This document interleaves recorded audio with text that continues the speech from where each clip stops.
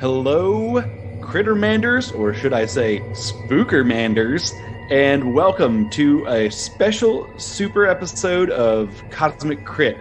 I am your GM for this evening, this afternoon. What time is it where you are? Write in. Tell us what time it is. It's late. Yes, for us it is a little late on a spooky Sunday night. The spookiest day of the week, because the next day is Monday. Oh, that's right. that's when Garfield starts like wailing and gnashing his teeth. We were supposed to have a big thunderstorm today to make it extra spooky, but it didn't happen. Ooh, unpredictability is even spookier. we actually did have some like a rainstorm that lasted all day, which I guess was actually not unexpected, but it was unexpected to me because I didn't look at the weather report. Well, maybe I can help you out with that thunder, just a little bit. Oh, the quietest thunder you've ever heard. oh, it's far away. And then the lightning. And that's here tonight on The Quiet Storm. That's right. So I guess let's go around the table as if people didn't already know, but we may have some new listeners today who are just trolling through their podcast apps looking for some spooky stuff to listen to. We'll start over here to my virtual left. Miles, how are you doing? Doing pretty good. How are you doing? I'm doing wonderfully. Let's see. I guess we should go through and talk about our characters. We might as well take this as an opportunity to do that. This is sort of a follow-on to our Halloween episode from a couple of years ago. And sorry about the delay in following up on that, everybody. But but we're back. And Miles, what sort of character are you running today? So this time I am running a Reptoid Solarian. Ooh. Named Sparian. Sparian. I like it. How'd you come up with that name? I combined Spooky Solarian because that's what you had them named as, and I didn't think to name the character. So I just combined two words very quickly about 3 minutes ago. Yeah. Spooky Solarian is very good, and I love portmanteaus very much. Awesome. Well, welcome, Miles, and also welcome our next player, Tyler. Tyler, how are you? It is not late over here, so I am brimming with energy, and I am ready to go. I'm ready for spooks and thrills. Man, well, hopefully I've got at least one spook and or thrill for you. I bet you.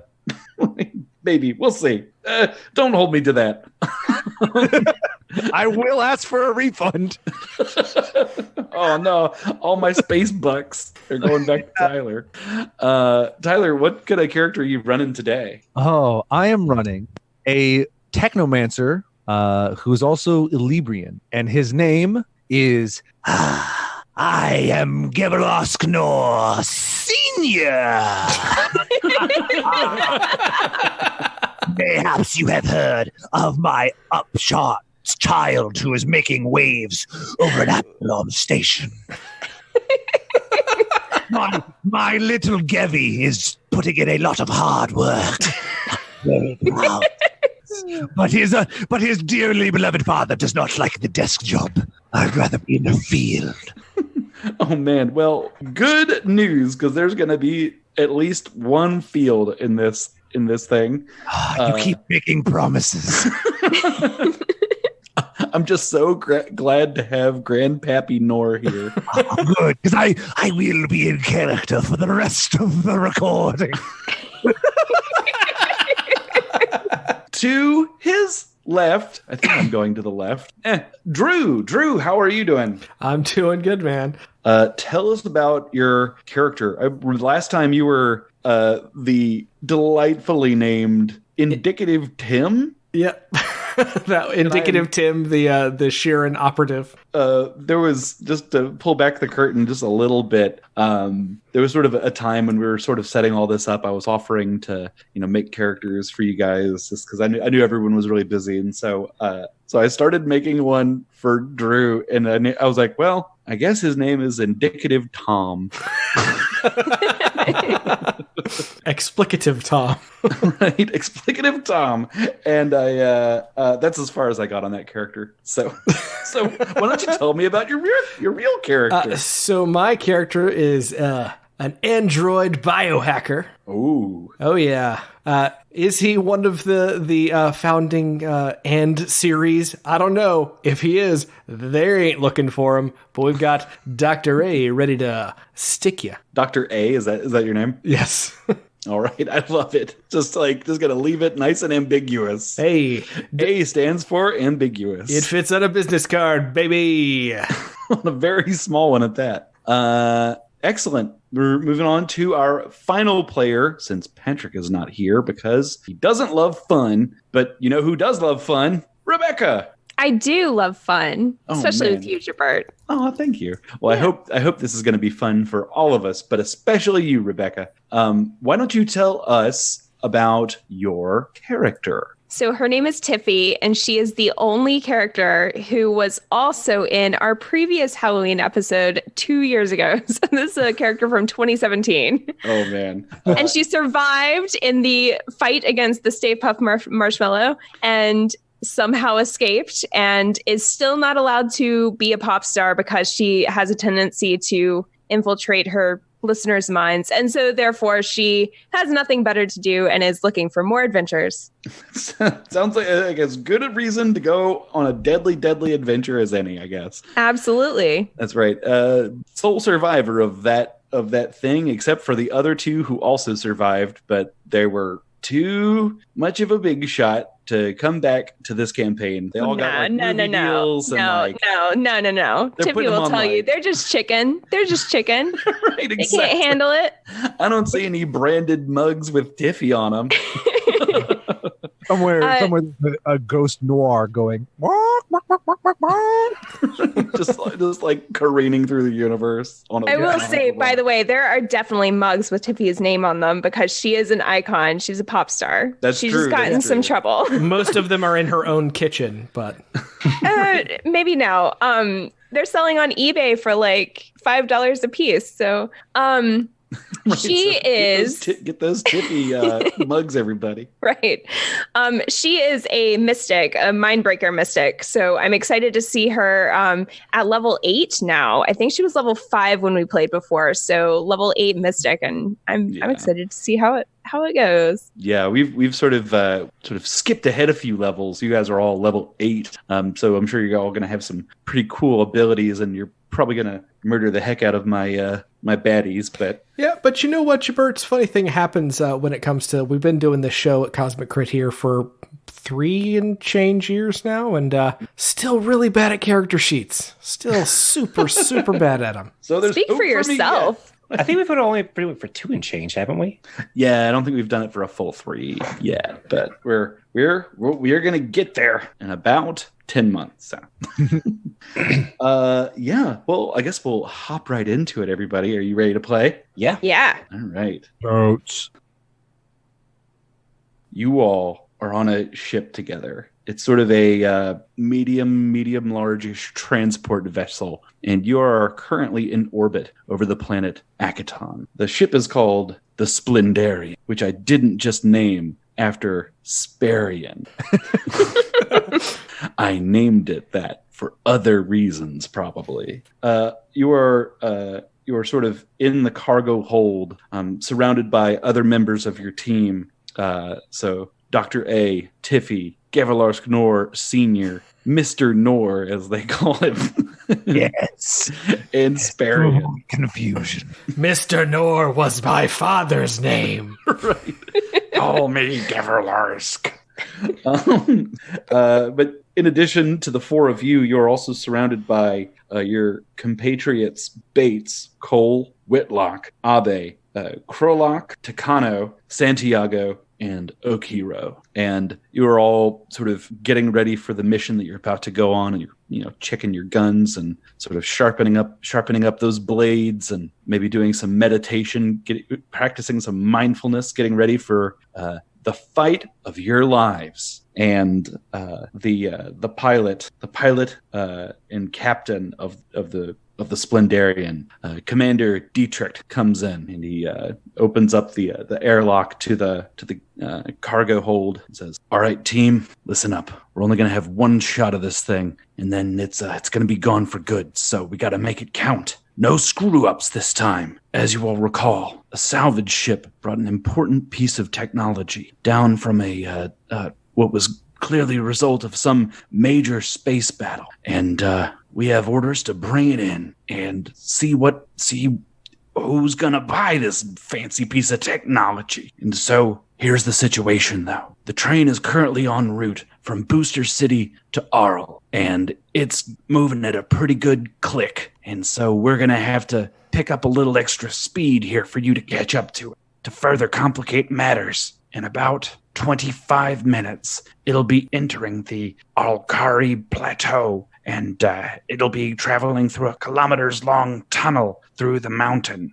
during which time we will be unable to interface with the train. So let's just review the plan one last time. You go in on your hover bikes, get on the train, and you stick this anti-grav tracking button thing. He like holds up a little device that's got little like sort of magnets on one side, and on the other side, like when he activates it, it's sort of like you can see it sort of like start to like levitate. He's like, you slap these things on that package, and you just be ready to move like heck when you come out the other side of that mountain, because it's gonna be a fast maneuver. Everybody clear on what we're doing here? As crystal, baby.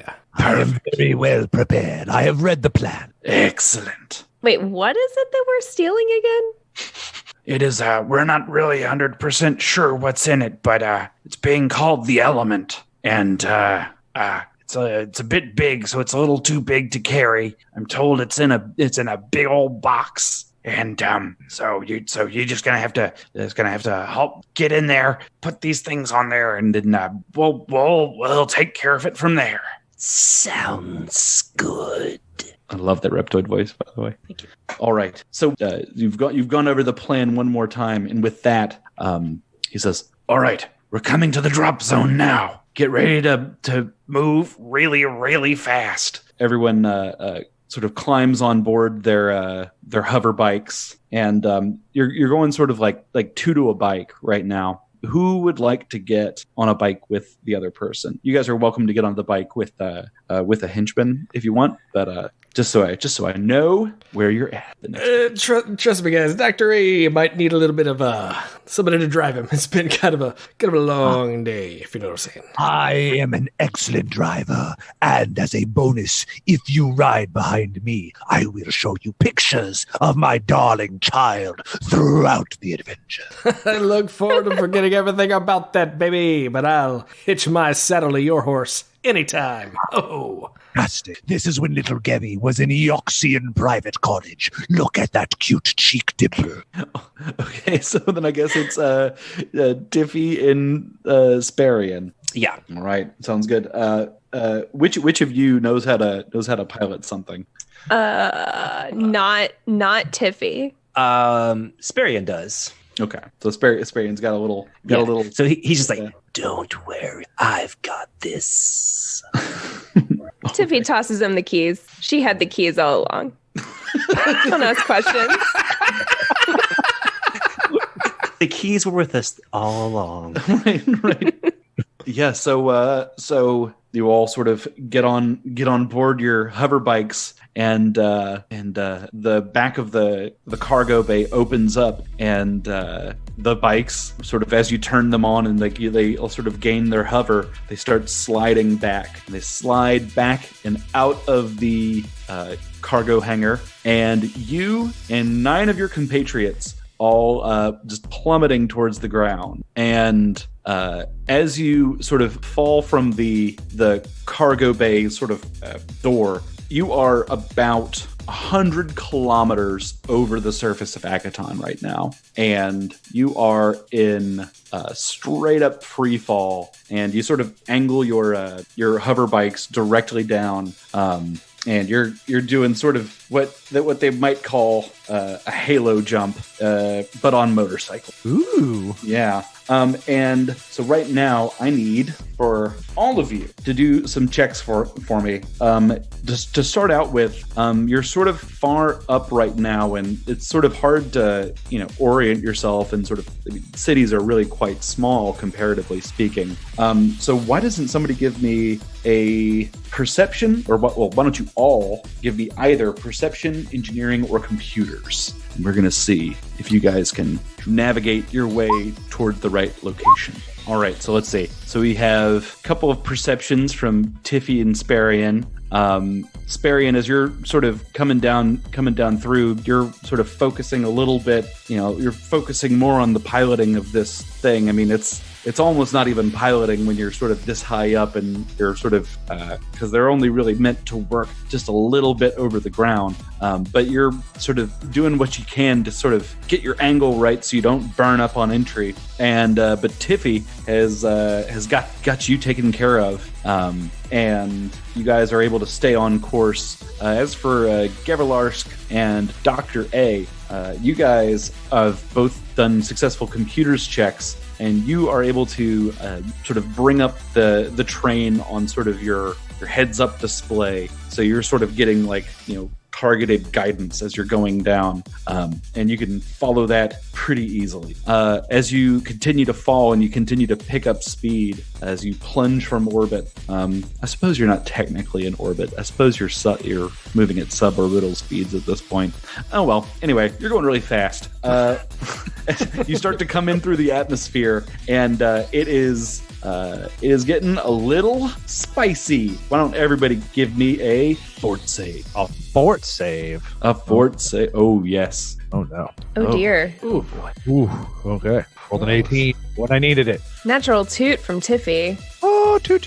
Rolled a 21. Nice. Okay. Yeah, 21 is going to do it. So we'll see. We had 21, 22, 16. Oh, is that going to do it? Oh, but a fort save of 5 is no bueno.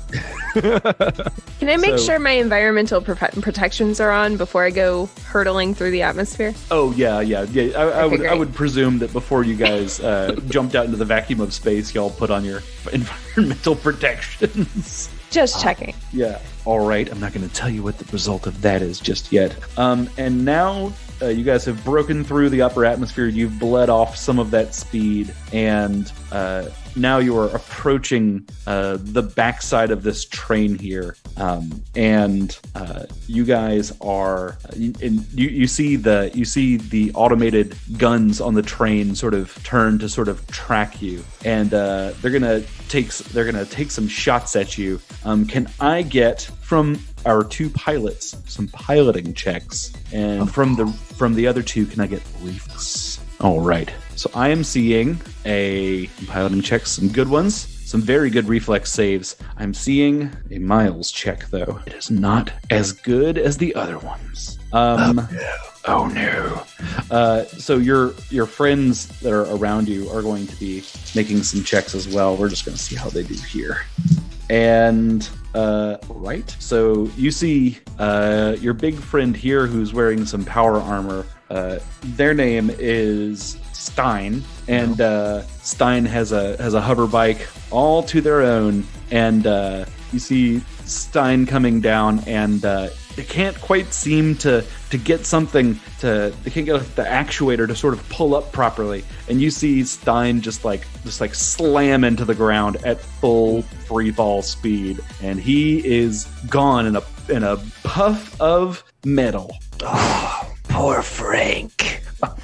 Frank Stein was his name. Yes. I promised to show him pictures of Gevi, but never got to it. Terrible. Yeah, so you guys are so now you guys are probably about like 100 meters behind the train, but you are moving real fast right now. You've been able to sort of you've got some sort of a slipstream technology that's allowing you to keep some of that super high speed and not be torn up by the wind that's just whipping around you, and you're sort of following right along the tracks on this thing. and suddenly something looks a little odd right in front of you. Why don't all of our pilots give me one more piloting check? Oh, that's a natural 20. Ooh, that's natural 20. My goodness. Oh man. All right. Yeah, you guys sort of like, you see this coming from a mile away, and you sort of like, weave out of the way a little bit. And let's see how your friends fare here. Dr. A, that spooky Solarian over there, is a wicked good driver.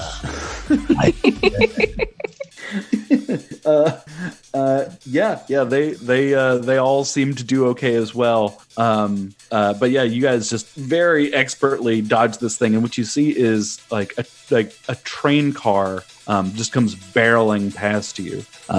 It's like somebody detached a train car and it's just like at a full stop, and so it comes at you at something like 400 miles an hour, and you are able to dodge out of the way, and nobody gets murdered. So at this point, the 12 of you are all approaching this the back of this train here, and you sort of pull up alongside this thing, and you can see the mountain sort of approaching in the distance, which normally it would be sort of like, oh well, it's quite far away, but you guys are moving really fast. And so I'm going to need everyone here to make either an athletics or an acrobatics check, or to do some other thing to help you get onto this train. I'm willing to take suggestions.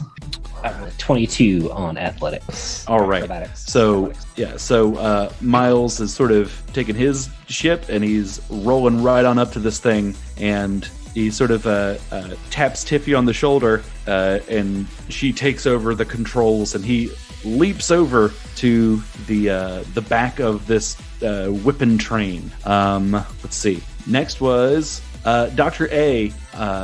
Do you have anything that you want to do to try to help yourself do this? Well, Dr. A has taken a number of pharmaceuticals earlier in the day, to the point where I'm not sure that if he hit the ground, he would even notice. Mm-hmm. So, could I possibly do a life science or a medicine to see if whatever effects those have had on his system are going to somehow kick into some sort of crazy reflexes in order to save his life? Or do you have a class ability that allows you to add an enhancement bonus to skill checks?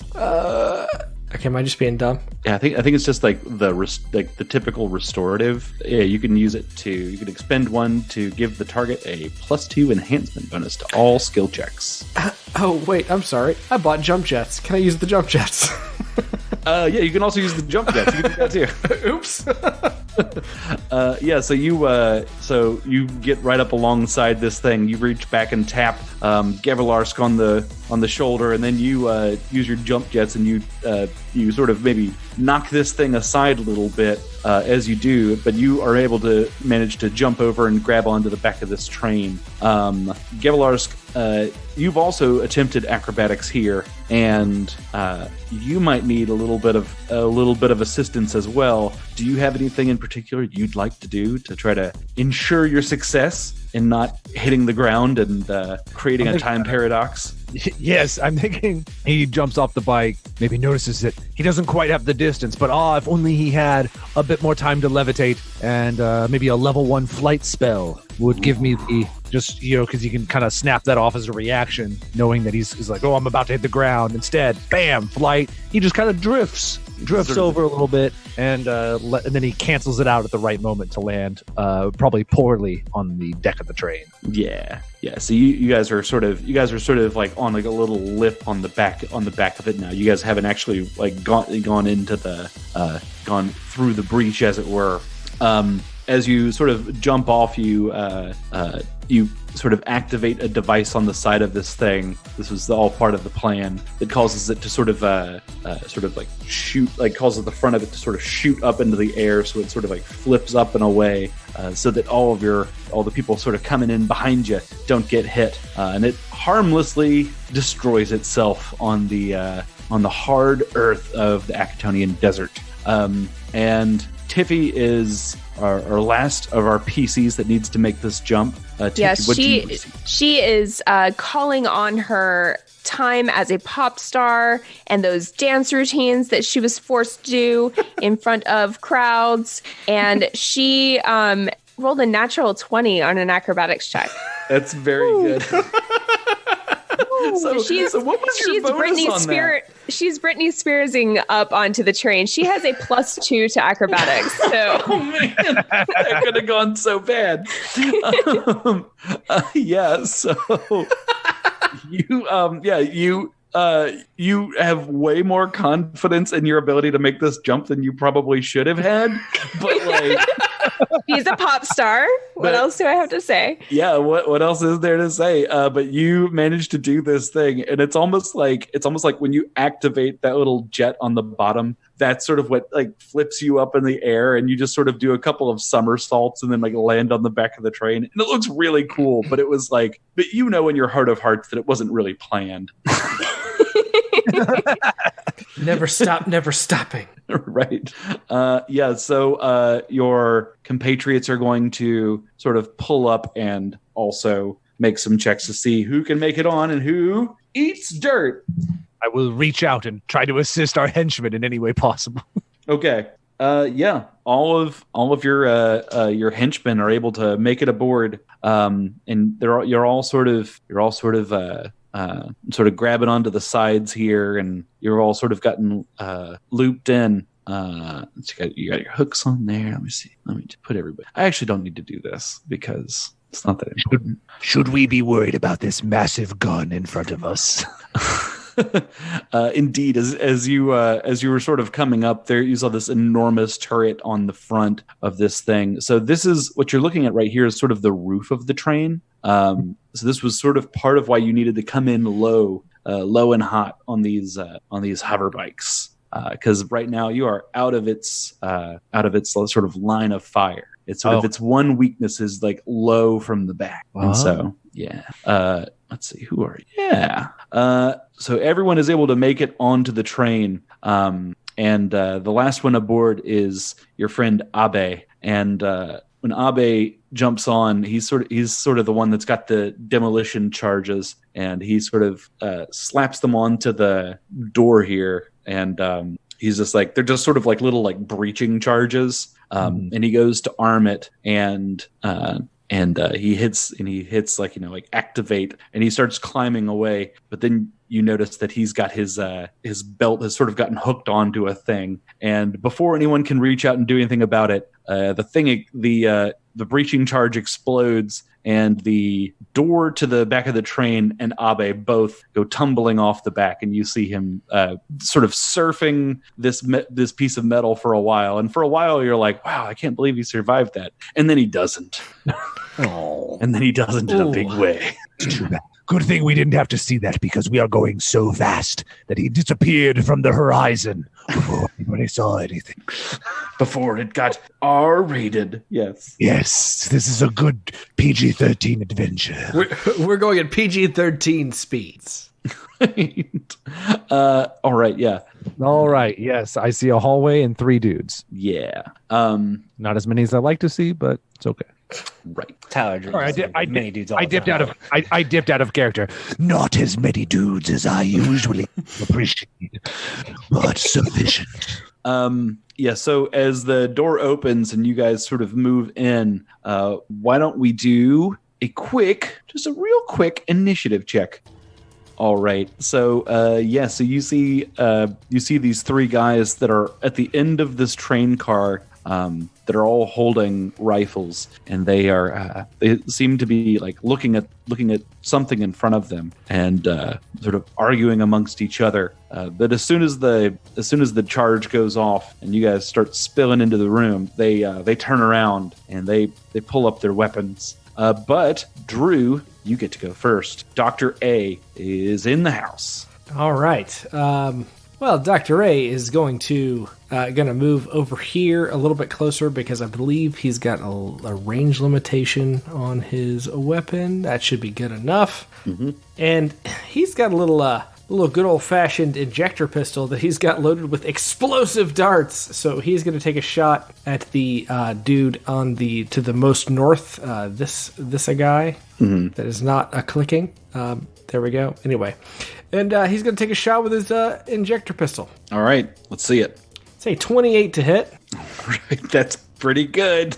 It's 15 damage. All right, that is so noted. Yeah, this guy takes all of that, and it is now Tiffy's turn. Tiffy. Wow. Okay, I'm surprised.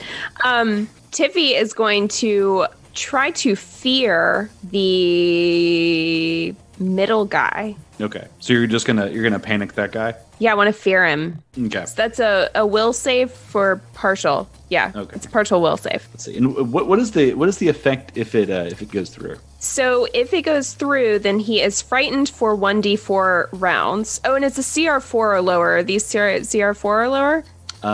These are not CR4 or lower. Oh no, so that wouldn't work. It's all right. I like what you're going with here, and this might reveal something fun. So okay. Let's make that save anyway. What was the DC on that? The DC for a level 1 spell is 16. Yeah. So this guy, he seems to not be afraid of your spell. No. Fear though. Even if he succeeds at a will saving throw, he is shaken for 1 round. All right. So here's what's gonna happen, right? He goes like down the frightened path like 1 step, and you see this guy sprint forward and screaming. He just throws himself off the back of the train.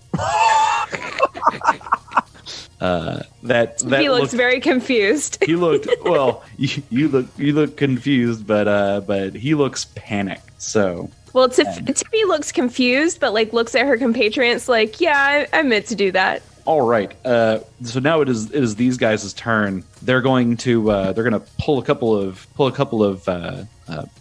rifles out, and let's say the north one is going to shoot at Dr. A. The lower one is going to shoot at Tiffy. So the only 2 they can see, and they are not having it today. Oh boy. What is your KAC, Dr. A? Dr. A's KAC is 25. 25. All right, I gotta go check this. That is just a miss. And yes. Tiffy, what is your KAC? 18. 18. Oh, this one connects. This guy saw what you did to his brother, Bubba, and he's not happy about it. He blasts off for 14 points of damage. Just a rat-a-tat-tat. Can I use an RP to shift that back a little bit? You mean like reflecting armor? No, share pain. It's a mindbreaker thing. Oh, yes, you can do that.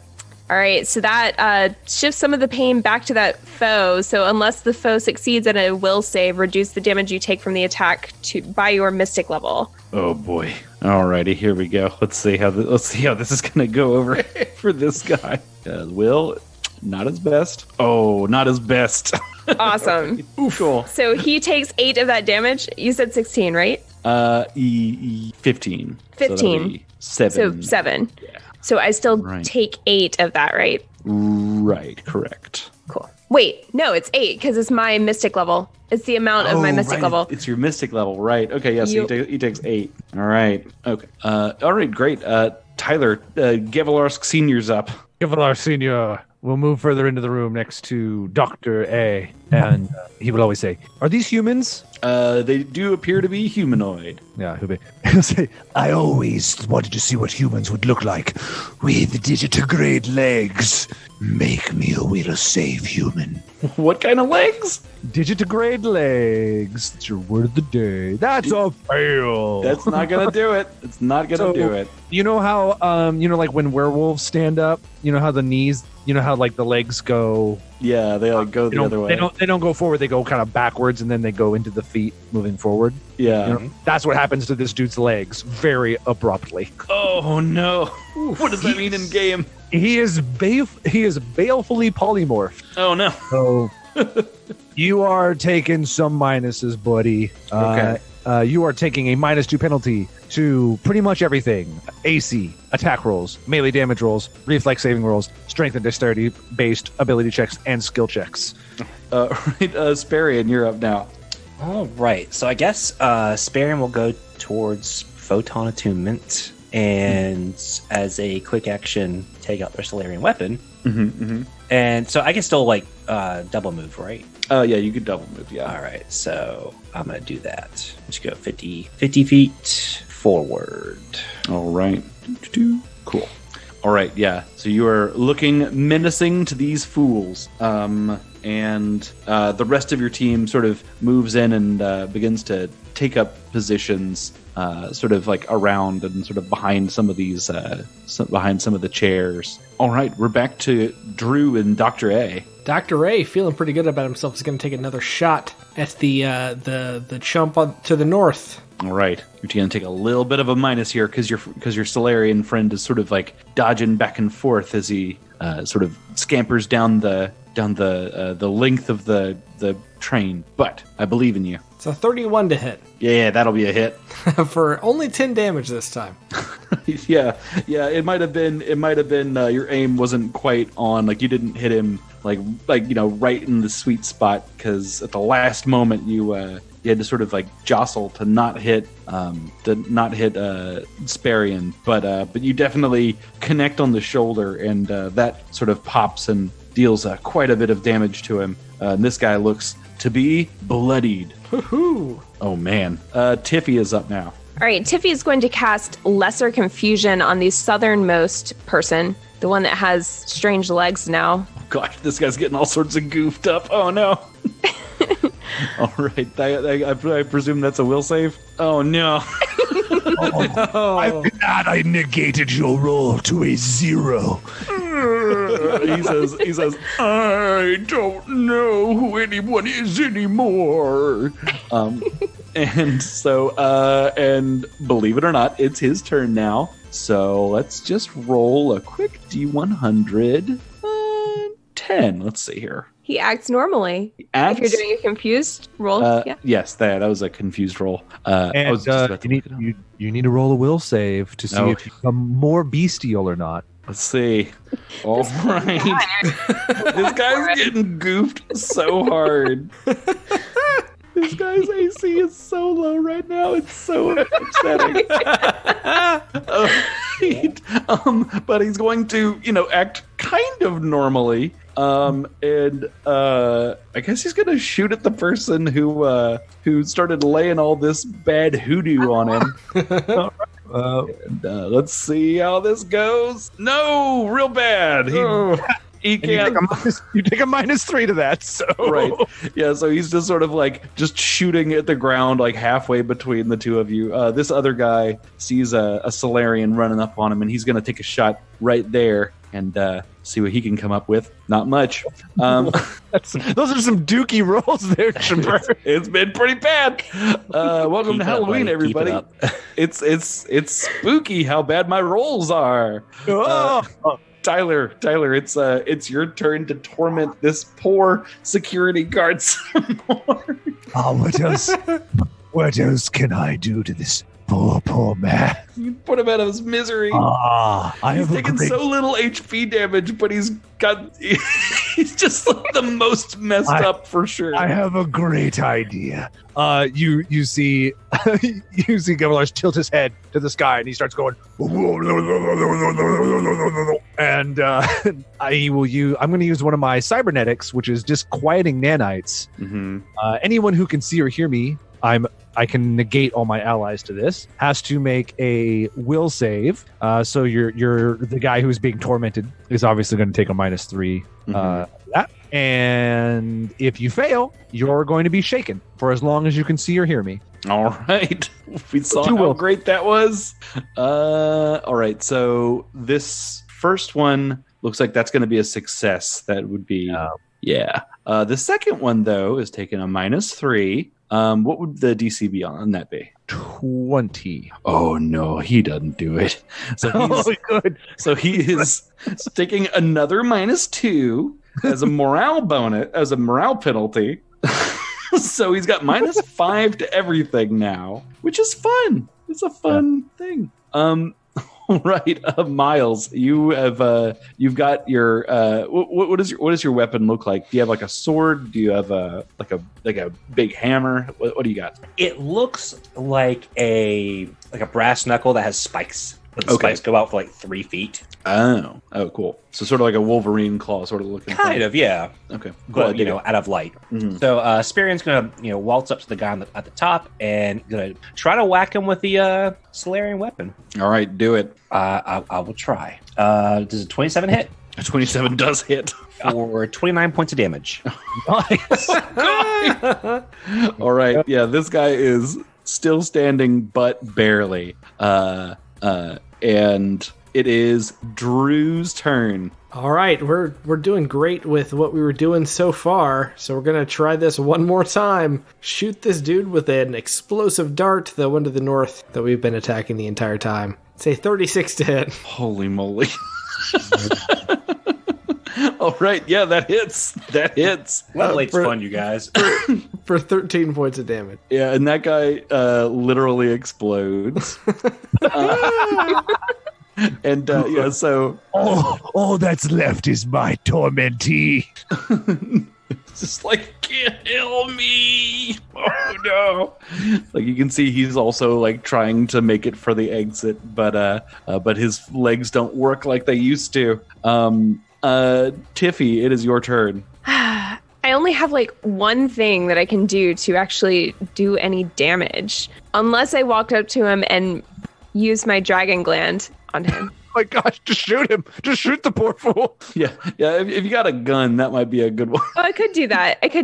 All right, I'll use my laser pistol then. All right. I have a feeling his EAC is like 12 at the moment. Does a 27 hit? Yeah, 27's gonna hit. That does 8 damage. This poor guy. You monsters. It's actually, the episode is actually spooky for me because all right, Tyler, this guy on his turn is going to level his rifle once more at Gevelarsk and just is hoping against hope that he can maybe get a shot off, but he's taking a lot of penalties right now thanks to that old disquieting nanite and all the others. Never mind. Okay, go, please. Tyler, it's your turn. No, is it my turn? Oh. All right, so let's see. I'm going to, as a swift action, or I think it's a swift action. Yep, I'm going to use swift action to keep the disquieting nanites going. So he's still going to be under that effect. And we're going to move a little bit closer to him. And then I'm also going to use a gun to shoot him. Oh, boy. So let's see how this goes. I've rolled a 18 on the dice for a 28. That's a hit. I, too, have done 8 points of damage. Oh, man. All right.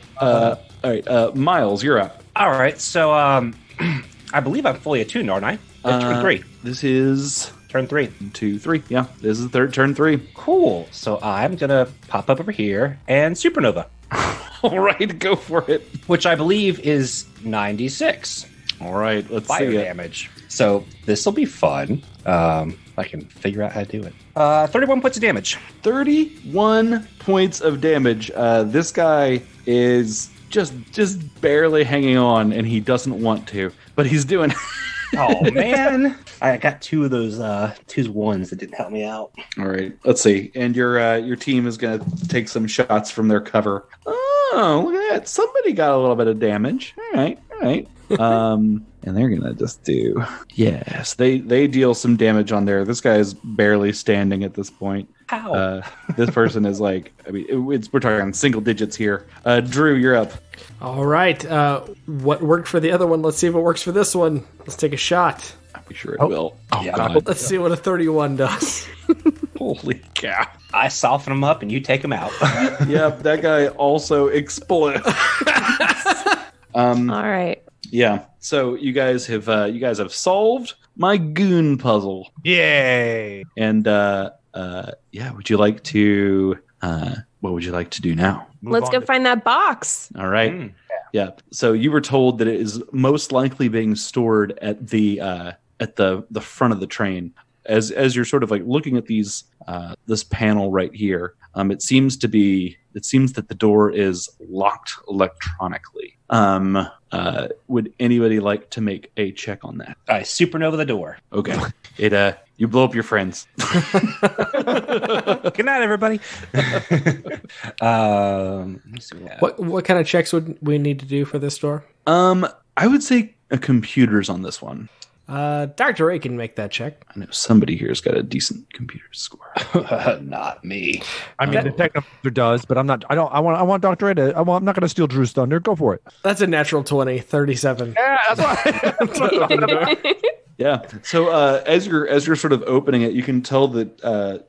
So just because you rolled really well, you're able to unlock this door and open it right up, and you can sort of tell that they appeared to be in the process of disconnecting this rail car from the other ones, but you were just in time to stop them. But they seemed to be trying to disconnect the car from the rest of the train. But regardless, you guys are able to open up the door and show you the next train car you see. Choo choo. So yeah, your henchmen are sort of stepping up with you here. You look inside and you see one soldier just sort of bent over in the middle of the floor, who seems injured. Can I detect thoughts on it? You can. I guess I could try to talk to it, but yeah, you could do either one of those things. What would you like to say or cast? Tiffy's more of one to just infiltrate other people's minds, so she is going to detect thoughts. Okay, go for it. Is that a will save? Yeah, and this is a racial ability, by the way, so it doesn't take up a spell. But yeah, it's a will save. Okay. Yeah. So why don't you make me a little bit of a will save as well? How dare you? I know. It's a 23. Yeah, when you stare into the mind of madness for too long, you may yourself become mad, but not you, because you got a pretty good will save. This person is very quickly losing their mind, and they're not having like rational thoughts right now. And they continue to sort of cough and sputter on the floor. And I can't see like images of what is going on in this madness or anything. You sort of can taste iron on your tongue. The thoughts are more along the lines of this general sense of anger and also of hunger. For iron. Perhaps. Interesting. Okay. Does anybody else have anything they would specifically like to do? Because your henchmen are going to step into the room and sort of take up positions here, and they're going to train their weapons at the creature. I guess I'm going to see how they react to Rebecca. Yeah, they don't seem to be responding to her probing. Okay. Sparion's going to kind of walk in and just go, "Hello, are you okay?"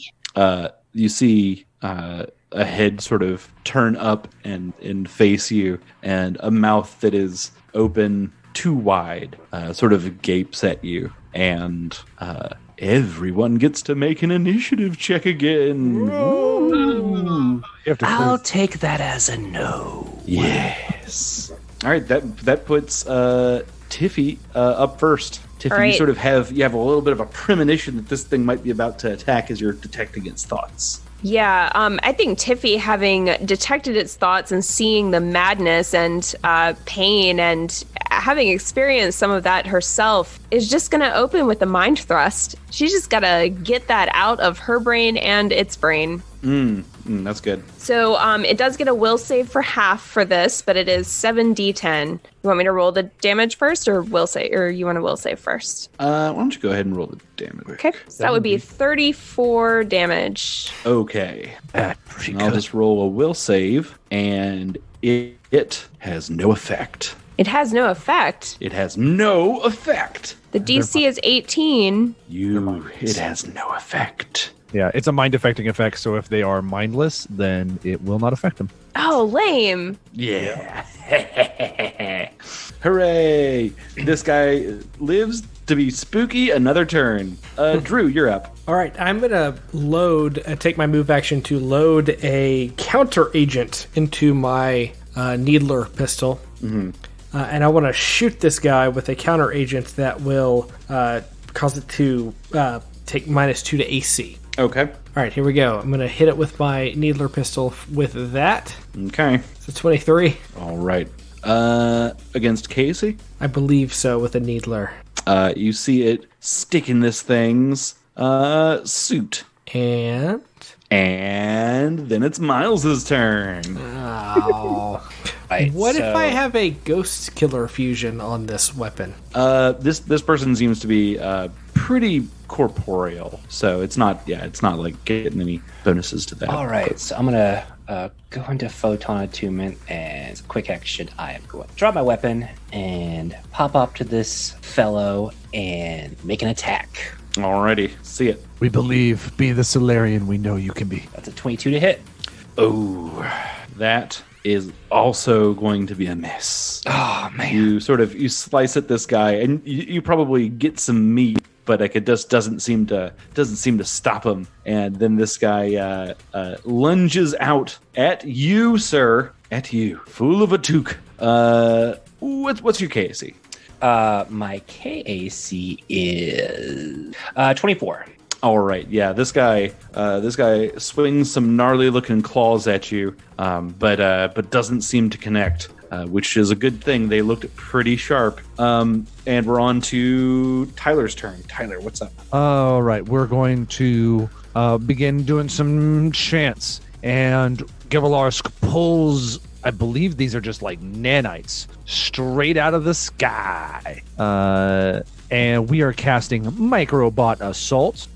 Essentially, if these Microbots if there's an enemy in their square, they harass the enemy as much as possible. They have a fly speed of 20 feet, and they grant herring fire against foes in their space. All right, that is noted.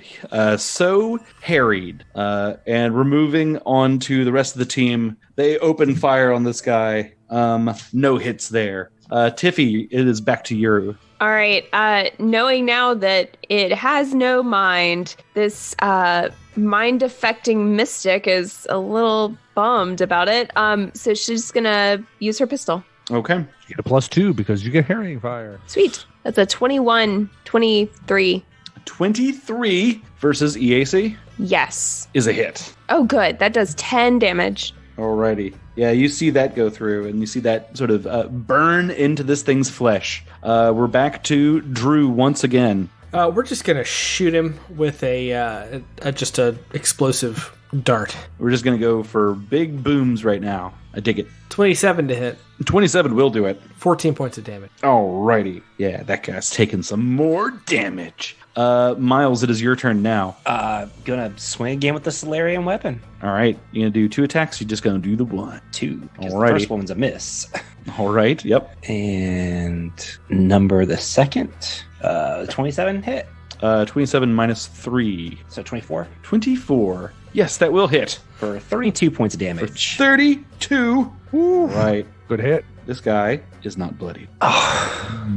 Is that because he doesn't have blood? Also that. And it is this guy's turn. This guy's going to do an attack against you. He's going to go ahead and make 2 swings as well. Oh, don't do that. Yeah. Oh, boy. Oh, Hey there. Hi there. Ho there. What's your KSC again? 24. 24, you say. All right. You have been bitted, you've been clawed, and just trying to decide if I want to spoil this for you or not. Okay. Alrighty. 31 points of piercing damage, and you're grappled. Oh, no. Yeah. And then this guy's gonna throw another claw, try to sink another claw into you. You said 24? Yeah. Okay. That is also just a hit. Oh, come on. Yeah. Barely a hit, but still 32. So this guy's got his claws in you right now, and those teeth are looking pretty sharp and spooky. So now we're on to Tyler. Tyler, you see this thing just grab that Solarian and chomp into him. Yeah. Oh, boy. Okay, so I will do the best I can being a spellcaster and make me I dropped out of character. Make me a will save, or I will slow you. Okay. Yeah, that's not mind affecting. So that one's gonna. Yes, I did check all the descriptions. Oh, that will be a hard fail, Gibert. All right, that's a you fail. have a doozy of a will save boat. What? No, that's a fail. Okay, good. We're moving on to the rest of your team. Let's see what they can do. Yeah, there's a hit. Let's see. All right, bit more damage. This guy is not bloodied, but damaged. We're moving on to Tiffy. All right, Tiffy is going to call forth a wisp ally to occupy the same square as this strange monster. Mm-hmm. And okay. Wisp ally gives it covering fire. Okay, sounds good. All right, Drew, it's your turn. All right, I would like to take advantage of the covering fire and take another shot. Okay. 32 to hit. 32 will hit. 19 damage. Oh boy. Okay. 19. Yeah, that'll do. All right. Now that looks like a bloodied monster. Excellent. All right. And Miles, it's your turn. You are grappled, which means no things that involve two hands. Can't move. -2 penalty to your AC. Attack rolls, reflex saving throws, and other dexterity-based. Okay, but what if I were to burst into flames? You could try to do that. All right, so supernova time. All right. Oh, that's 90-20. Oh, the damage. A little bit different. 35. 35. All right. It is this guy's turn once again. That doesn't do anything to him? Oh, it does. Oh, it did a lot to him. It did 35 points of damage to him. Gosh. I take it you are making the reflexes, but good. Yeah, he probably wouldn't pass that reflex save. So, I figured.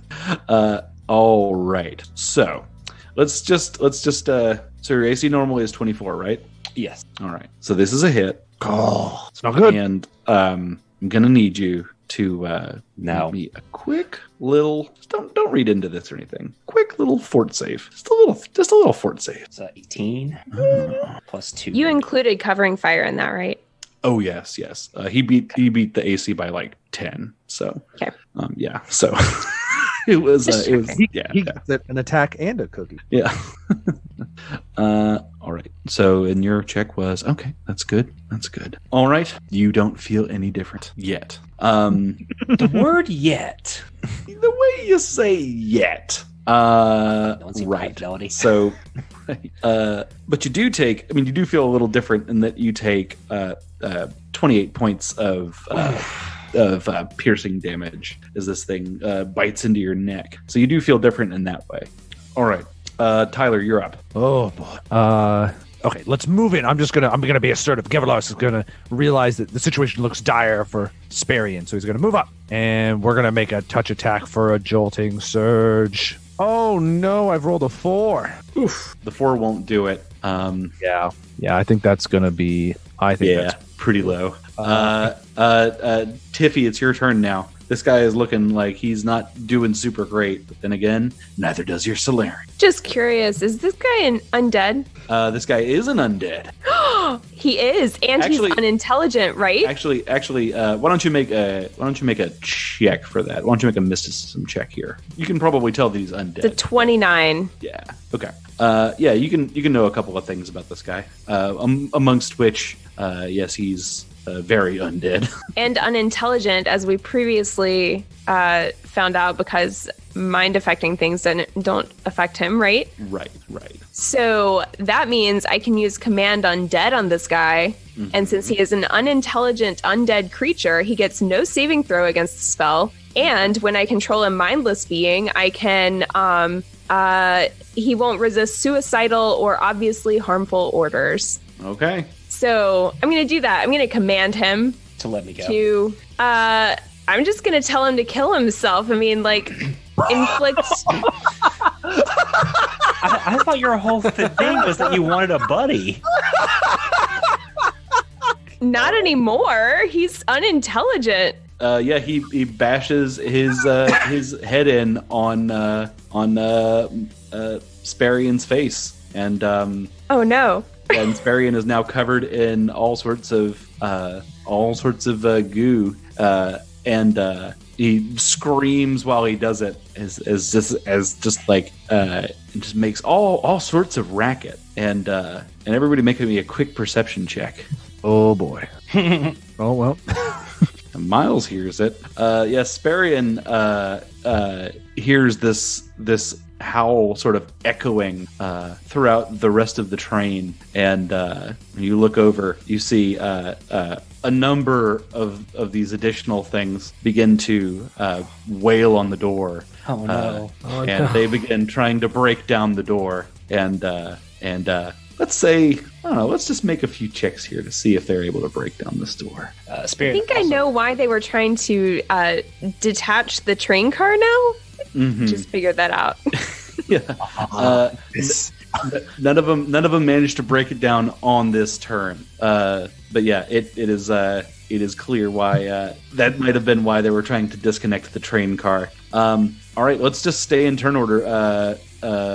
Drew, you're up next in this turn order here. Can I see if there's anything I can do to disconnect the train car? You certainly could. I mean, you know that is a thing that can be done because you've seen it done. Dr. A is not super thrilled with what's going on in that next car, and I feel like maybe whoever was here before has had a good idea. Is that like an engineering check or a perception? Let's say engineering. It's a 26. All right. So it's going to take some time to do, but you can get it done. Let's say it takes 3 rounds. Let's see if they break in before three rounds are up. So, but which car are you're detaching? The last car? The car with all these nasties that we've seen coming through to... What's that int on there, Drew? I'm sorry? What's your int score? 22. Why don't you make me an int check? 21. Right as you're about to pull the pin on this thing and detach these trains, you recall that that's the front of the train where you're trying to get to, and you'd be trapped about 100 kilometers inside of this enormous mountain if you disconnected this railroad car here. Can we get on top of the train? I mean, we're in the tunnel. Maybe? I don't know if there's any room. Can Govalar stick his head? Is there an emergency exit on the roof? Yeah. There are hatches up there that you can go. Can we hatch it? Yeah. Can we hatch it? You can hatch the hatch. So you can pop your head up there. Yeah, it looks like there's a good bit of space up there. It's not super spacious, but probably safely 5 to 6 feet of clearance. And so, I suggest we make our way to the roof and avoid being eaten alive by these things. Yeah. Somebody got the door open. All right. Yeah. The door, just as you say that, you've maybe got a boost up or something by one of your henchmen. And just as you say that, the door opens. And let's get into initiative time real quick, you guys. Just go ahead and re-roll those for me. Sure. Please roll high, please roll high, please roll high. Yes! Natural 20! That's what you want in this situation. I'm not dying this year. Gosh darn it. I'm not dying this year. Govalar Snore Sr. has to live. For season 5. He has to live for season 5 when he's going to be my real character. Miles, you got one? I rolled a 7. Oh, okay. That is your 7. I see. Okay. All right. So Tyler is the first to act. You're already sort of up there. Do you want to just pull yourself up and just pull yourself through, and reach down to help other people? Yes, absolutely. All right. Since you've already got a boost up, why don't you go ahead and give me a little athletics roll? Athletics it is. Not my best, but a 17 hopefully suffices. That will do just fine. Yeah, you dexterously just pop up. So you're on top of the train right now. Tiffy, you're up now. All right. I guess I want to follow Gevalarsk up to the roof. Mm-hmm. Yeah, you can double move, and with these two guys helping you out, they'll boost you up. Okay. Can I use my jetpack to get up there? You could also do that. I will do that because I'm not good at acrobatics or athletics. Okay, yeah. All right, yeah. So you jetpack over and pop right up to the roof. All right. Dr. A, Drew, it is your turn, and these things seem to be lumbering into the train car. Dr. A would like to just get on out of there, kick on his jump jets, and see if he can get to the top of the train. All right. You can do that with jump jets. you just jump straight up and through. And we're down to Miles here. Well, Sparian also wants to hop on out. All right. Sorry. Do you have any like means of flight? Or athletics? Okay. Yeah. Oh boy. Does anybody want to reach down and try to pull him up? I have a rope. If you sort of like drop that down, you can help people up. But that's something you need to do like as an action sort of before attempted. So, but you can, you all can attempt athletics checks to try to aid here. Okay. Gevelarsk aids. Tiffy does not aid. Definitive Like, negative. Tiffy just like shows him the rope, like I got a rope.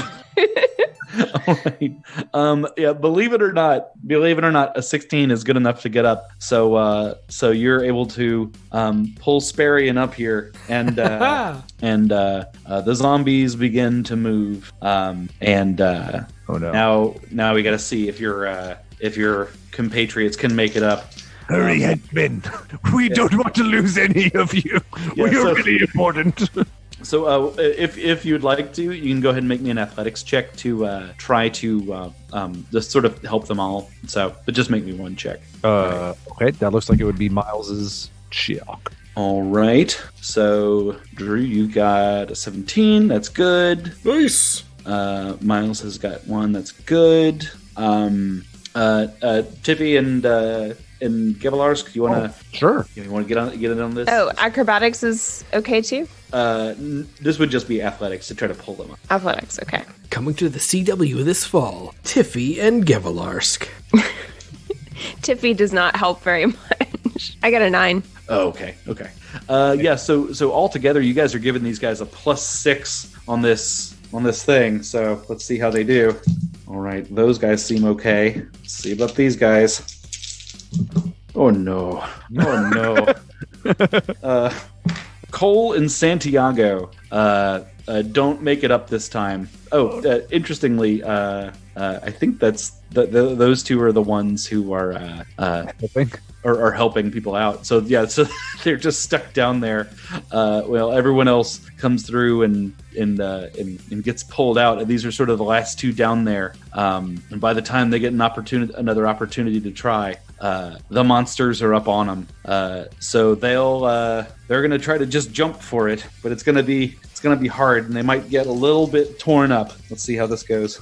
And Santiago, your Valaka super shooter just leaps up through the hole and makes it up sort of unassisted. Cole was able to sort of get a hand on you, but it's then pulled back down into the swarm of zombies. No. Not Cole. And you see them begin to sort of like scrabble at the walls. You see them sort of start to climb up the walls, and they're sort of coming up to the hatch to get you, Barbara. Well, the grieving process must be short. We must be going. Sorry, Cole. I'll write a song for you. Can we Ta-ta. can we like shoot Cole to take him out of his misery before he gets torn apart by these things? If you sort of look down in there and you see Cole pull out a hand grenade, and he's got it triggered and it's about to go off. We slam the hatch so it doesn't hurt us. And you hear a loud detonation happen from within, and there's a den of sort of screaming zombies. But then all is quiet but the sound of munching. But you can't hear that over the sound of a train, so it's still PG-13. That is the beauty of PG-13. That's the best part of PG-13. It's very loud in the theater, you see. All right. Well, it sounds like we need to make our way along the top of the train to try and get to that front car. Yeah, yes. All right. So you find yourselves up here on the top of the train, sort of moving forward along here. I'm gonna zoom in just a smidge. The train is quite long, but the moving is pretty easy going up here. The turrets don't seem to respond to you as you sort of clamber over them and such. But yes, and you are relatively unmolested as you walk along the roof here, and that remains the case for about 6 or 7 cars when all of you can make perception checks. The spookiest check. Oh, I'm so bad at perception. Oh man, somebody's not. Hey, Dr. A's got eyes on the back of his head. Drew and Rebecca have a very good perception check. Tiffy and Dr. A indeed can see well. Dr. A in particular, with that dark vision that you hear so much about. You see some strange vines sort of creeping up around the let's see here. You see some vine to sort of creep up over the sides of this thing, and so you have a little bit of heads up before all this kicks off, and maybe you sort of like point them out. These things are not just like vines that are currently here. They seem to be crawling here. And can I use life science to identify those vines? Yeah, you can certainly try. It's a 22. A 22 is not bad. You don't know specifically what this is, but you know enough about sort of like weird plant-like creatures to think that they can probably sort of sense your presence right now. And the fact that they're sort of moving towards you is not a good sign. It's not a good sign, guys. Don't know what else to tell you, but these vines, they are not great. Not great. Bad news indeed. Let's get another initiative here. I'm not gonna remove anything. I'm just gonna leave it up. You can roll those suckers in. Woo! So this is just going to be turn order, and we're going to be running this like a little bit like a sort of a skill challenge. So it's not going to function like your typical combat. You're trying to hit a certain DC, and I'm going to let you pick the checks. You can sort of roll whatever you can sort of justify as being rollable. And if you have any abilities or other things that sort of go along with it, you can try to use those to give yourself a little boost. Or if there is a specific thing that is challenging about it, then we'll deal with that too. But yeah, so we're looking for 4 successes here.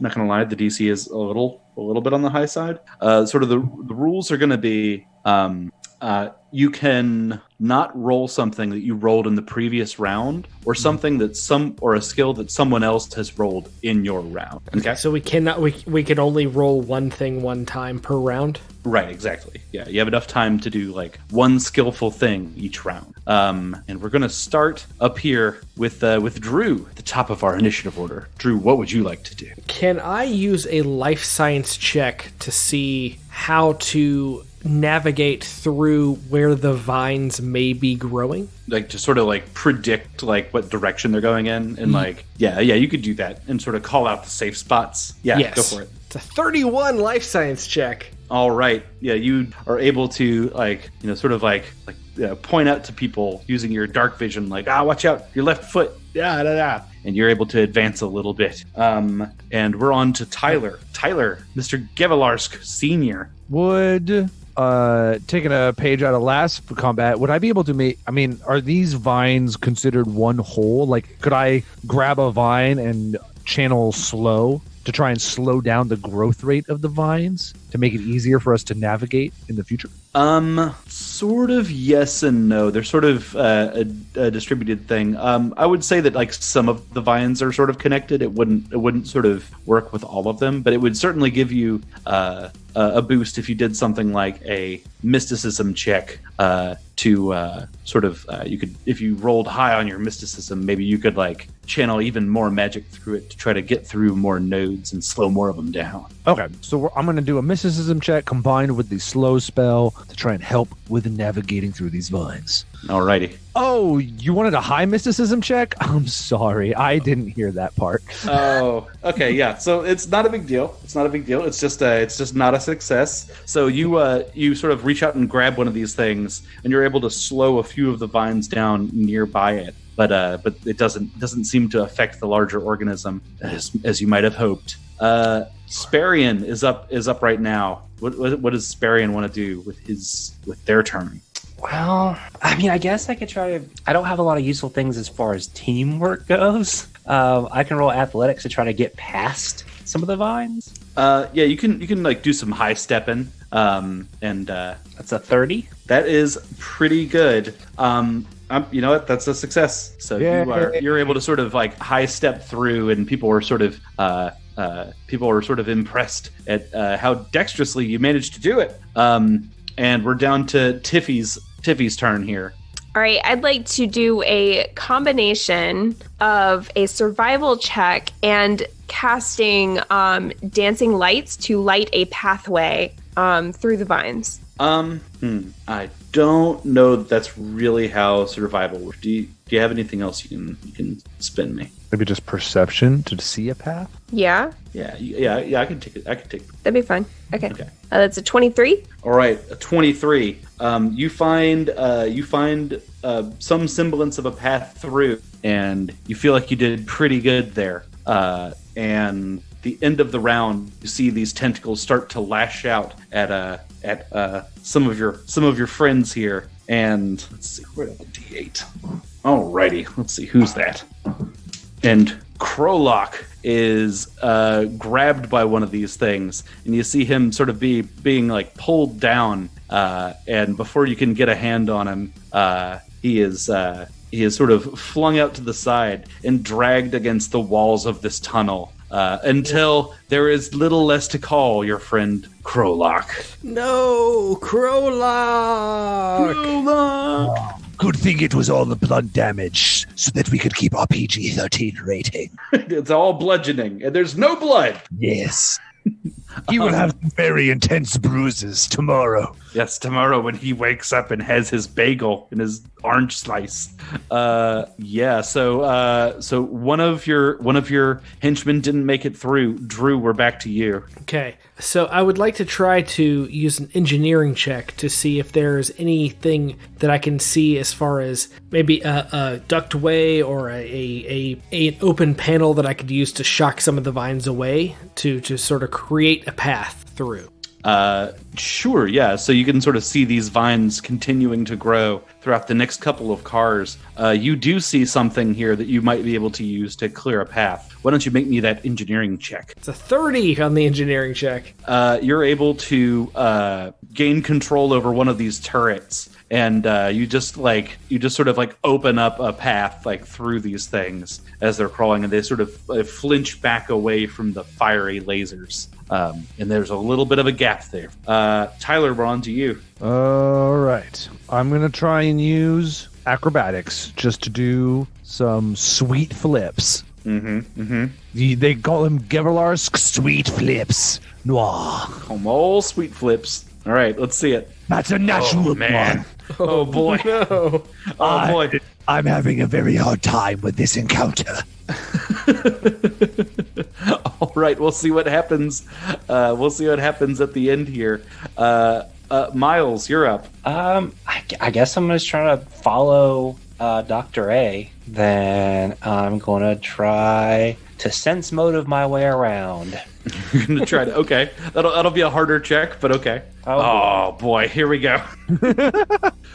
Yes, you try to get into the mind of a plant, but all you can think about is sunlight and dirt. And so, Tiffy, it is up to you now. All right. Weird question. Is this something I can intimidate? Like, can I intimidate a plant? They're typically not super thoughtful. Like, I mean, like I could see like something. Yeah, they're clearly not thoughtful. Otherwise, they just let us go. Well, I mean, I'm only asking because I could see it, but Tiffy observed that when Dr. A got into the turret, it flinched. The vines flinched a little bit, so I thought maybe there was a way for me to intimidate it as well, threaten it. If you the way I do my houseplants. If you have access to fire, then maybe. Oh, I have a dragon gland. Yeah, that sounds like fire to me. Yeah, can I breathe on it? Should I breathe on it? Yeah, breathe in a big old swath. I can do that. All right, that does 3d6 damage.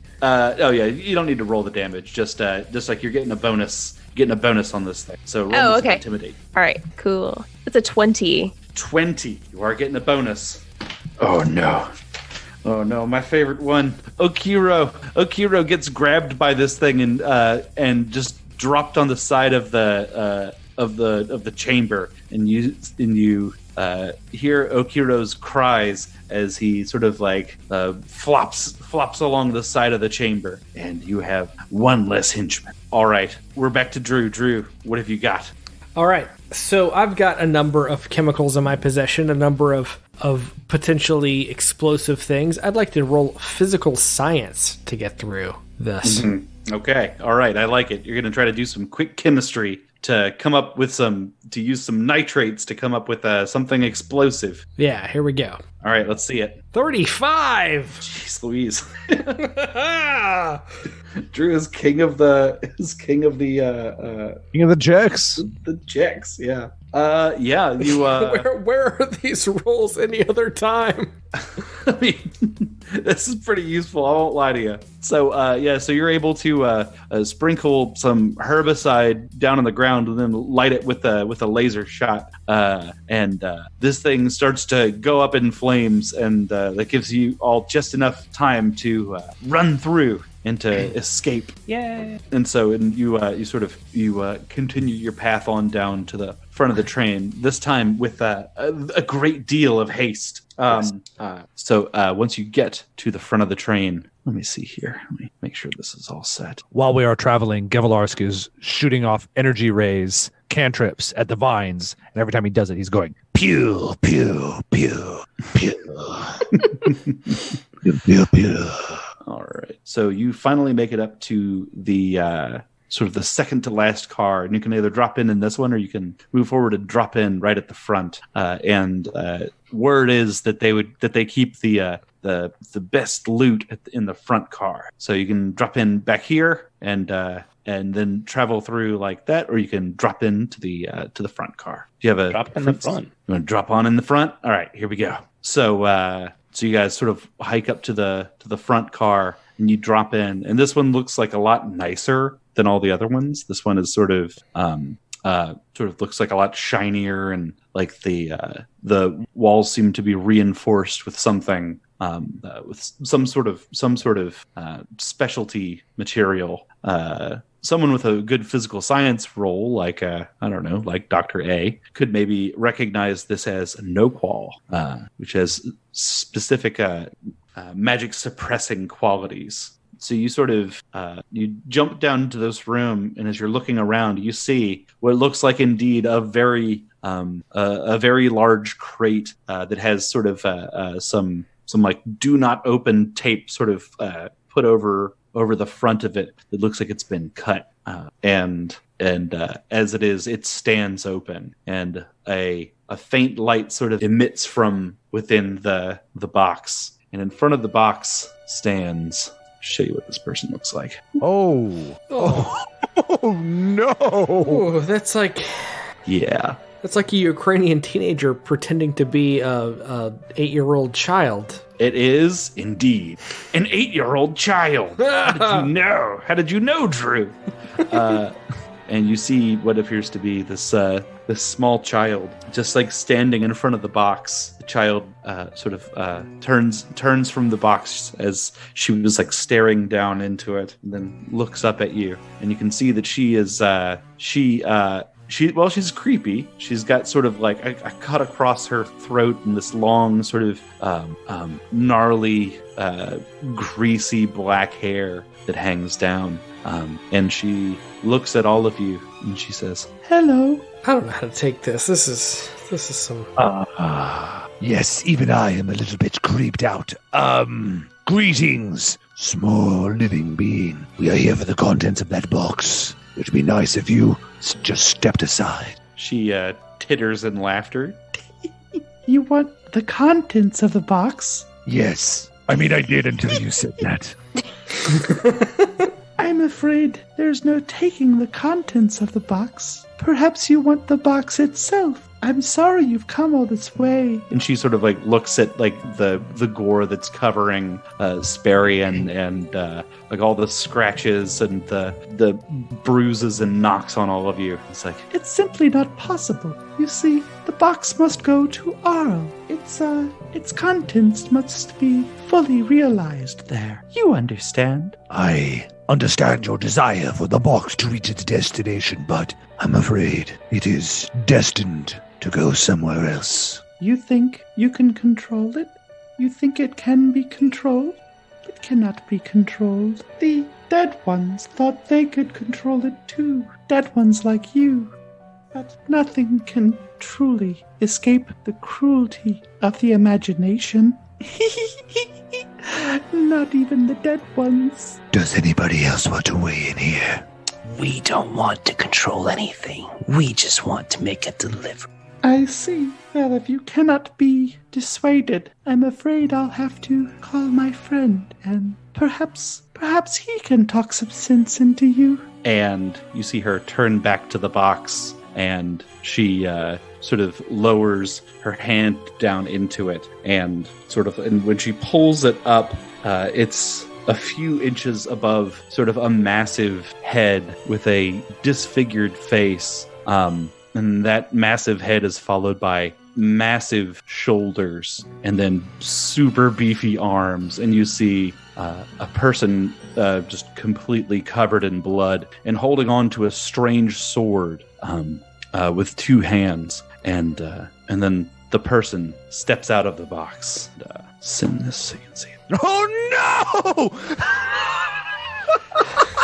And the person steps out of the box and grunts, and now that he has stepped out of the light that was shining up at him, you can see that his face is covered in the face of another person. And she looks at him and says, "Will you protect the box?" And he groans and roars, and you see him pull on a rope that is attached to his sword, and it flares to life in a crackly, growling sound. And we need initiatives. For fans at home, if you didn't know, it's Leatherface. That's a Leatherface. It's Leatherface. He's going to put you on a hook. That's just what he does. That's what Leatherface do. This is what Leatherface do. We're all getting put on hooks. It's hooking time. All right. It's Mighty Morphin hooking time. Mighty Morphin hooking time. Yes, for legal reasons, this character is named Eddie. All right, let's see here. So you guys may have caught a little bit of a break here. Eddie's not the speediest boy in town, but he sure is the nastiest. So Drew, you're up first. Okay. I would like to, using my pharmacology ability, create a counter agent to create the confused condition. Okay. And then use that on Eddie here. Alrighty, let's see this roll. 25. Drew, that is exactly what you needed to hit his case. So, yes. All right, yeah, so you're going to do a little bit of damage here. 18 points of damage. All right. Not going to lie, this guy's got a ton of hit points. So the name of the game might be wait him out, but we'll see. But he now is going to need to make, I guess, a will save. Alrighty, let's see here. All right, this fool just got confused. Yes! Tyler is going to go fear. Tyler is going to cast Mirror Image. All right, Mirror Image is and up. He's going to move forward a little bit and try to kind of hug the wall. All right, we're on to Tiffy. Tiffy, you're third in the turn order. All right, Tiffy's going to cast a level 2 spell known as Inflict Pain on Eddie. Is that his name? Eddie, yes. And he gets a will save to reduce the duration to 1 round. All right, so he says, what would the will save on that be? The DC would be 17. Ooh, 17 exactly. All right, so that means that for 1 round, he gets a -2 penalty to ability checks, attack rolls, and skill checks. to ability checks, attack rolls, and skill checks. Okay. Yep. Cool. So it's like being shaken. Got it. Alrighty. That's pretty brutal. You see him racked in pain, and he seems confused. And for a moment, the little child looks a little scared. But before he gets to act, it is Sparian's turn. So Sparian, as a split action, is going to ready her Solarian weapon, or his Solarian weapon, go into Photon Attunement and move forward, kind of hiding behind this giant Big old barrel there, kind of right aligned with old Noir Senior. Mm-hmm. All right, I dig it. All right, now it is our good friend Eddie's turn. We're gonna roll a D100 and we're gonna see what he does. 29. Do nothing but babble incoherently. Oh, that's another babble. All right, so he babbles. He's babbling, and the little girl suddenly feels a little bit more secure. All right, great. Drew, we're back to you. You've stuck some confusion on this guy, and it seems to be working. All right, I am going to now just shoot this dude with regular explosive darts. Here we go. All right. Natural 1. Oh boy. Oh man, I didn't know if we were gonna get to do this. Let's go over to cosmiccrit.com. The spookiest thing you could ever receive. Yes. This is after so many amazing hits. JJ fail. Oh man, because you know what's great is I don't have the official Paizo deck, So we can't even choose those. you don't even get to choose. Here we go. All right, so you're doing a ranged attack here. Yep. Defective ammo. Pinching credits has finally caught up with you, Mr. Conserving Fusion, and has caused your weapon to misfire and jam. Roll a D100. If the roll is between 1 and 50, your defective ammunition explodes in the gun. Oh, that sort of fits. Dealing 1d6 damage to you and putting your gun in the broken condition. Oh, Wow. All right, let's see that D100. Roll high. 80. You are able to eject the defective ammunition and reload a fresh magazine, thus ending your turn. Oh boy, that could have been unpleasant. It could have been real bad. Whose fail was that? This was brought to us by Ryan. Thank you, Ryan. Oh, okay. Thank you for listening, and thank you for being a part of our challenges and a valuable member of our little community here. Thank you. All right, then we're moving on to Tyler. Tyler, you've got. It looked like you had a couple of mirrors come up in that last round, and you're getting a little bit of a reprieve here as Leatherface just sort of, Eddie just sort of waves his strange sword around in the air wildly. yes. This is all going according to plan. Make me a will save. Okay. All right. The DC for this level 1 spell is 19. Tyler, he rolled a 20. Oh, He barely made it. that is unfortunate, but good for you because I just cast Incompetence. You would have lost proficiency with a weapon of my choice. Boy, that would have been sort of anticlimactic, huh? Yes, I would have very much liked for that to have happened. But don't worry, it's a level 1 spell. I have 3 more tries. Oh, great. All right, Tiffy, you're up. All right, Tiffy's gonna try this again and mind thrust Eddie. All right, maybe he's got a mind. I hope so. All right, this is will half. It would normally do 40 damage. Whew. All right, let's see what we got here. Oh, he didn't do good. What was the DC on that one? I hope my DC macro is right. An 18. Okay, yeah, that sounds about right. That's all gonna go through. Yes. Awesome. You see him reeling in psychic pain now. Swinging this thing around wildly. We're on to Miles. Miles, it's your turn. All right.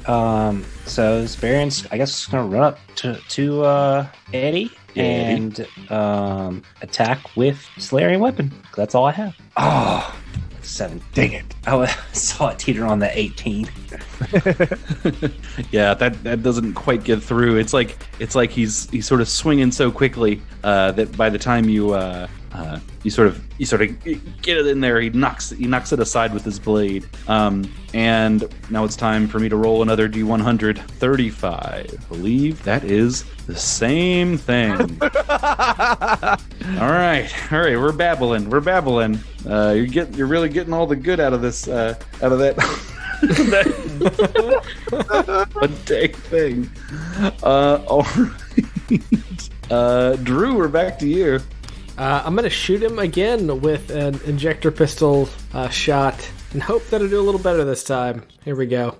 It's a 31 to hit. That'll do. 12 damage. All right, 12 going through that thick hide. We're moving on to Tyler. Eddie, I wonder how good you would wield your weapon if your hands were comprised entirely of pinky fingers. Make me a will save. That's a 19 on the will save. DC 21. Oh my god. Yes. Is this Baleful Polymorph again? It is a 3rd level Baleful Polymorph spell. Oh my god. All right. All right, so remind me, this is -2 to a bunch of things. No, this is way worse, Gibert. As per the 2nd level version, which is a -2 to many things, I get to make you one size category smaller. Alrighty, so right now he's taking a -1 on everything, right? -2. -2, starting from -2. Okay. Yes. Alrighty. Medium-sized creature. Alrighty. And your hands are entirely compromised of pinky fingers. Well, by flavor text, but like, yeah. By flavor text, but Yeah. I hope that was pretty funny. That was pretty good. Tiffy, you're up now. You guys are just beating the hell out of my monster. I can't go. I don't get to go. I swear I would kill Miles in one hit if I got to swing this thing at him. You know, Tiffy had a lot of fun last round with Mind Thrust, and she thinks that she might try that again. All right, do it. That would do 35 damage normally. Okay, he is past that will check. All right, so that would be half of that. So 17. Yeah. All right, hey guys, Yeah. not bloodied. Oh no! I figure this thing has quite the pool of Yeah. it. Yeah. This guy's a big old bucket of them.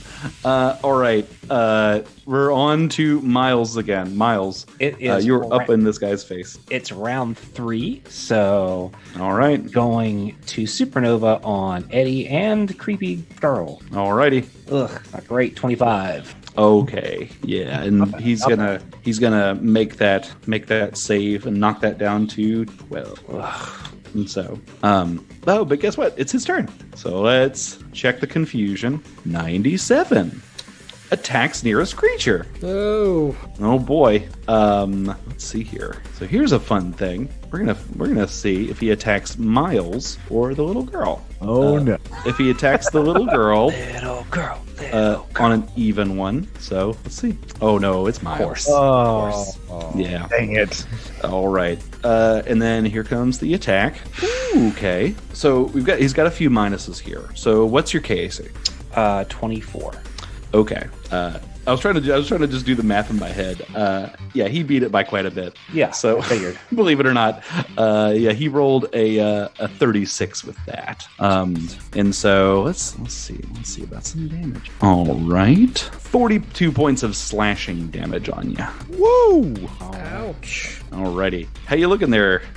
Miles? Not looking great. All right. Okay. But he doesn't have reach, and that's a good thing. We're back to Drew. Drew, this is round. That was the end of the 3rd round. Okay. All right. You know what's funny though? I could load that counter agent back in my gun and shoot it again.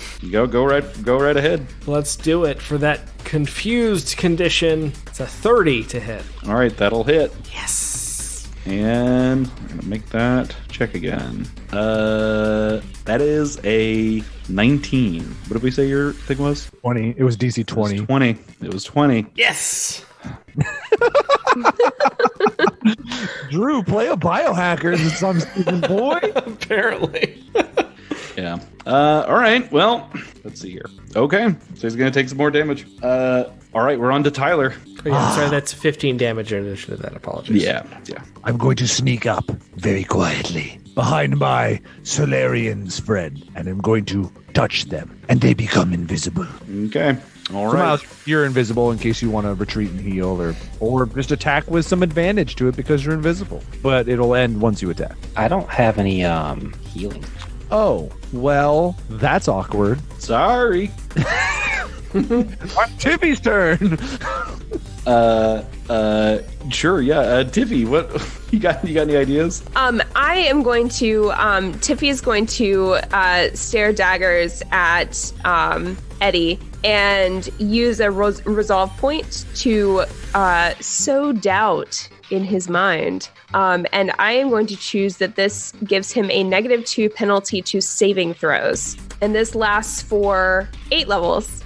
8 levels, so he has to level up 8 times. I mean, not 8 levels, 8 rounds, sorry. Eddie's Yes, 8 levels. That's forever. Sorry. Describe the effect again. So I spend an RP, and I can, it's called Sow Doubt. It's a Mindbreaker Mystic thing. I choose whether the target becomes flat-footed, off-target, -2 penalties, saving throws, etc., etc. I'm choosing saving throws. You can succeed at a will save to reduce the duration to just 1 round. Okay. Here we go. Oh my god. All right. Yep. All right. So he fails that one. Yes. All right, so he has a -2 penalty to all of his saving throws. This is why GMs don't roll in front of their players. I know. I don't know how Patrick gets away with it. All right. Okay. Yeah. So -2 to a whole bunch of things. I forgot to make a will save at the end of his previous turn for. Yeah. All right. So that's fine. That's fine. That's You're still at -2. You have to keep making that thing. okay. All right. But okay. Drew, you're up. All right. So No, sorry. Tiffy just went, right? Yeah, my turn. Miles is up. Yeah. apologies. All right, so just gotta tackle the Solarian weapon. Back in Photon Attunement, I guess.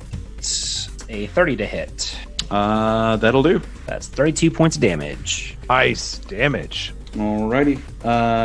All right. Yeah. Still up. And you are visible now. And let's see. Let's make a little. Yay! Attack closest creature. Now we're gonna see if it gets fun. Oh no, it doesn't get fun. Yay! Another hit. Ooh. Oh boy. I'm dead. That might. You don't have to roll. Oh, well, let's do it. Let's do it anyway. Yeah, it does matter. No, it really doesn't. Well, so what were you at right there? 8. Okay, so you were at 8. I am dead. Well, you're unconscious. Yeah, you're unconscious for sure. Yeah, like a big heavy hit like that only kills you if it does your HP, like your maximum HP and damage. So you're not dead yet, but like, ooh, you're dying. Yeah. Yeah. So the Solarian goes down, and this still pretty beefy, burly man looks right at this technomancer who's been causing him so much pain and roars. And it's Drew's turn now. All right, I would like to load a Mark II healing serum into my injector pistol Okay. and shoot it at Miles's character. Okay. You're gonna take a penalty on the attack because he is laying down and he's behind cover. Well, I get a +3 to that, and if I shoot an ally, the ally is considered flat-footed, if that makes a difference. Yeah, no, that does make a difference. So effectively, you're at a -2 then, I think. So you'd be taking a -4 and a -4, so -8 + 5, so -3. It's a 21. Oh, that's just not going to do it. Oh, yeah, it skitters. It skitters off of the ground, but it does not break. Indeed, it goes back into your gun. Oh, yeah, because I have a conserving fusion. Phew. Why you put it on there, babe? Yeah. Why you put it on there? And you see it like skitter across the floor and then like just vanish, and then it reappears in your magazine. All right, Tyler, it's your turn. What is Gevelarsk Daddy? Givelas is going to take us a few steps backwards, and you should know the routine by now. Make me a will save. right. 3rd level spell. Hope this doesn't slow you down, Gibert. No, it slows me down. All right. Oh, yeah. So I cast. Yes. You You are guys- slowed. You are slowed. All right. So he's confused, slowed, polymorphed, so doubted, and I think the polymorph just went to -3. Okay. All right. And so doubt, and it's got -2 on those things. Okay. This poor dude. This is and is effectively staggered. Okay, cool. All right, let's see what happens. Yeah, Tiffy, it's your turn. All right, so Tiffy's going to. I could do one of two things. I could either stabilize, cast stabilize, the level 0 spell on Sparian, or I could bring up a wisp ally and put covering fire on dude. Thoughts? Your call.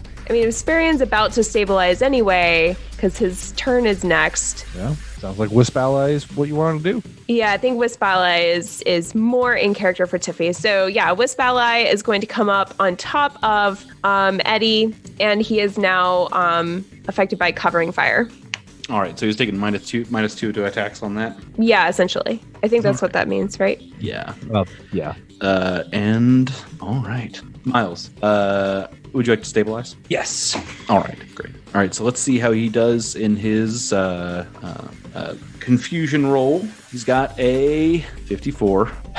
Deal 1d8 plus strength. Oh no! Oh With item in hand. Oh no! Oh, you rolled Minimum. Yep. It's because you have all those pinky fingers. Yeah, I mean, it's a good thing you got all those pinkies. Yeah, I guess I got that going for me. So that's good.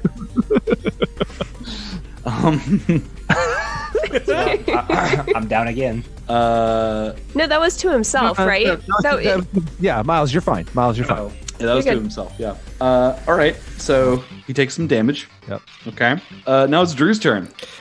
So I'm going to keep my Mark II healing serum loaded into my injector pistol, and I'm going to shoot Miles again. All right. Try it again. I do decent attack roll, I believe. There we go. That's 36, but I forgot to subtract things. That's fine. That's more than enough. Does that hit? Yes, that does hit. Yes. All right, so it's 3d8 of healing for Mark II. All right. 13 points of damage back, or 13 points of HP back, excuse me. All right. All right. Yeah.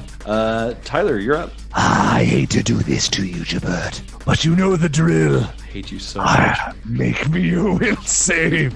I'm so Piece of flame. I hate you. I hate so you sorry. These are all the spells I have. hate you so much, Tyler. DC 19, but with your hefty amount of negatives, I imagine that's a fail. That's a fail. Yeah. Yeah. You now are incompetent with your advanced melee weapon. Oh, we just make this up. Okay. Good. Good. You suffer Incompetent. the normal attack penalty for weapons for which you are not proficient with, which is a -4. I believe. Right. Okay. So right now taking -8 on attacks. That's good. And slowed and confused. That's all good. Tiffy, what's up? Tiffy's going to take a cue from Gavilarsk and say, make me a will save. Gibert's nightmare. I mean, it would be fine. It would be fine if I was rolling well. Yeah. All right, so you I've made just been it. rolling 2s and 3s all night. So. You made that one though. So this only affects you for one round, but it's Oh, a good. -2. It's a -2 penalty to ability checks, attack rolls, and skill checks. Is this the pain again? Inflict pain, yes. Inflict pain, yeah. All right. Oh my gosh. All right. Okay. -2 to a bunch of stuff. Cool. Taking a few negatives. All right, Miles, it's your turn. So I'm up, right? You are awake. Okay. So I get up Okay. and I'm gonna attack again with my solar weapon. All right. What? Is that 26 to hit? Let's see here. That is a hit. Yeah. 29 Hey. points. of damage. All right. Done. All right. No need to prolong this anymore. You chop off Eddie's head and it goes back into the box. Yay! and his body just sort of flumps down onto the ground. But you know how these things go. Oh no. So the little girl is sort of standing there, just sort of chuckling, and you see her step back through the wall. A few moments, and unsettling. That is spookily spookifying. You can see out through the sort of the windscreen in front of you that the light at the end of the tunnel is fast approaching, and Arl is not far after that. And so, but at this point, you have sort of free reign with everything here. Let us quickly attach this device to the box so we can begin extraction immediately. All right. You grab those devices and you sort of attach them all over all the points on the box, and just like you planned, you attach like sort of your carabiners and like your harnesses to the box, and as soon as this train sort of comes out of the edge of the tunnel, the whole train is sort of bathed in light, and it's sort of dazzling for a few moments there. So you sort of squint against the light, and then there's a loud screeching sound as even more light pours in, and it's not surprising. You expected it. And you look up to see the roof of the train being peeled back like a can opener, and the Splendarian is there above you, and it is sort of keeping pace with the train, and you're able to sort of levitate the box, and it sort of carrying you up into the cargo hold of the ship, and there's not much space between the edge of the mountain and Arl, so you've got to pull away pretty quickly, you are able to get to a safe distance just in time to turn back and watch the fireworks as this high-speed maglev train just plows into the station there at Arl, and a few moments later you see a few dozen undead come out of the train and start running across the platform. But that sounds like their problem and not your problem, because you completed your mission. Yes! Woo! Yeah. Now So I'll show the captain all the pictures of little Gevy. I can't believe you guys. Happy Halloween, everybody. Happy Halloween, everybody. The real trick was on you, Gibert. I know, the real trick was on me. I was sitting here being like, I'm just gonna like give them a few turns. Like they just have to survive for a few turns, and then the ending will happen, and like they'll be like, oh no, I can't. We almost died. Nope, didn't move from the spot. Never got to move. Never moved. Wasn't allowed to move. Not the whole time. Couldn't move. How about that? I never thought that we would create our most OP party combination for a Halloween episode. There was exactly one melee character in this party, and like, guys, that was a CR12 dude. Like that was a seriously tough dude. That was a serious. Yeah. I mean, his attack bonus and damage were very scary. Yeah. And I woke up to chop his head off. Yeah. Oh. I have a new appreciation for biohackers, and it's making me rethink some things. Confusion is really powerful. Very, very true. Well, we hope you guys enjoyed this little Halloween special. Yeah. Thanks everyone thank you all for joining me. I really appreciate it. Thank you very much. Yeah. Thank you, Gibert. And Gibert, thank you for putting all this together, man. Oh, of course. I'm sorry my monster couldn't kill more of you, but there's always next year. All right. Thanks everybody. Have a great week and happy Halloween. We'll talk to you soon. Bye. Good night, everybody. Happy Halloween. That's the sound of a confused ghost. Yep. All right.